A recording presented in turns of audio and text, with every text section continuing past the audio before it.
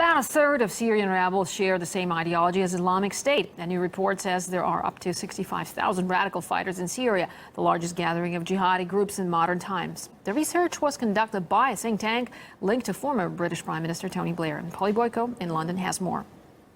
There are around 65,000 rebels who have jihadist sympathies among the anti-government fighters in Syria. That means that around 60% of Syria's rebels broadly have the same aims as those fighting for the Islamic State. The report also warns that even if IS is defeated, those leftover jihadists could cause real havoc for the West by launching attacks outside of Syria, blaming Western countries for destroying the caliphate. There's also the issue of trying to distinguish between what is a moderate and an extremist Syrian rebel. That's something that Western countries have had trouble defining in the past. The report says that trying to distinguish between rebels is bound to fail because many of these groups don't distinguish amongst one another because they do share similar aims. And both the British and the US governments have had trouble coming up with a definition of a moderate Syrian rebel in the past. Don't you need to be totally satisfied that these people are not, rampant human rights abusers and beheaders?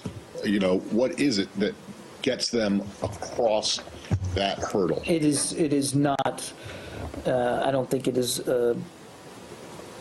I don't think we can enumerate it. Well, many will know that Russia's definition of rebels in Syria has been somewhat different. Russia's Foreign Minister Sergei Lavrov has mentioned repeatedly that Russia's military in Syria is taking on ISIL, Jabhat al-Nusra, which is affiliated to al-Qaeda, and crucially other terrorist militias. We can take a listen to Russian Foreign Minister giving his definition of what a terrorist is rather succinctly now. If it looks like a terrorist, if it acts like a terrorist, if it walks like a terrorist, if it fights like a terrorist, it's a terrorist, right? But of course, international efforts are being made to get both the Syrian government and opposition groups around the negotiating table as part of the Vienna process. But because of this lack of agreement over who is and who isn't a terrorist, there are sticking points. And negotiators are trying to come up with a list of terrorist organizations in the run-up to the latest round of these talks at the moment.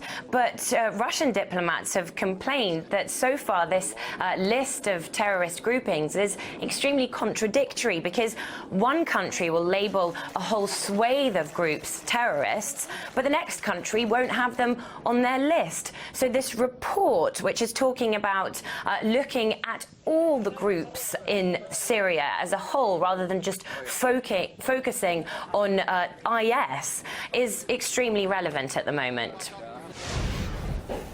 Now, NATO has confirmed 6 foreign soldiers have been killed in a suicide bomb attack in Afghanistan. The bombing targeted a joint U.S.-Afghan patrol near Bagram Air Base, and 6 others were reportedly wounded in the blast, which was carried out by the Taliban. The attack took place just 2 days after the U.S. Defense Secretary visited Afghanistan. Despite security concerns, Ash Carter brought his wife along, and he also said the joint U.S.-Afghan efforts have improved Afghanistan's future prospects. And let's bring in political analyst Abdallah Haywad. Thank you very much, Mr. Abdallah, for joining us. Before we start talking, I just want to let our viewers know that we have a bit of a delay there in connection talking to you. So the first question is, Carter says Afghanistan is on a better path forward. To what extent do you agree or disagree with that?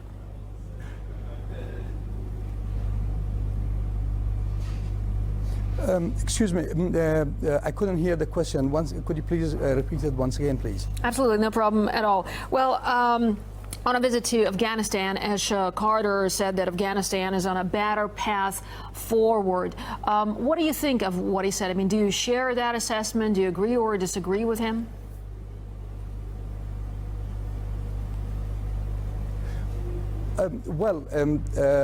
Americans and the international community, the Western countries, they left, they abandoned Afghanistan Immediately after, the things heated up in Iraq and in Syria. These are the problems we are facing in Afghanistan today.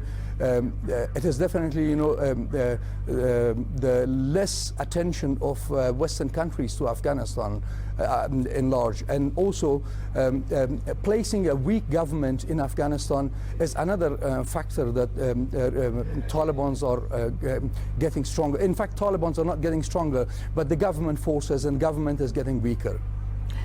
Well, speaking of which, Taliban is, as we know, advancing in Helmand province, which is in South Afghanistan. And the local governor has even used Facebook to appeal for help, saying his earlier pleas were ignored by the president. So why is there a lack of government support?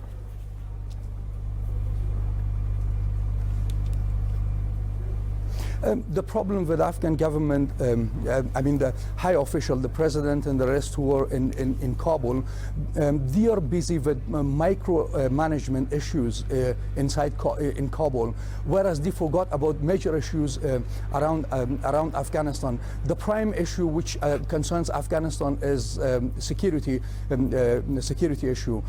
issues in Afghanistan. Like you heard, like you said before, today in Bagram, six NATO soldiers or international forces were killed.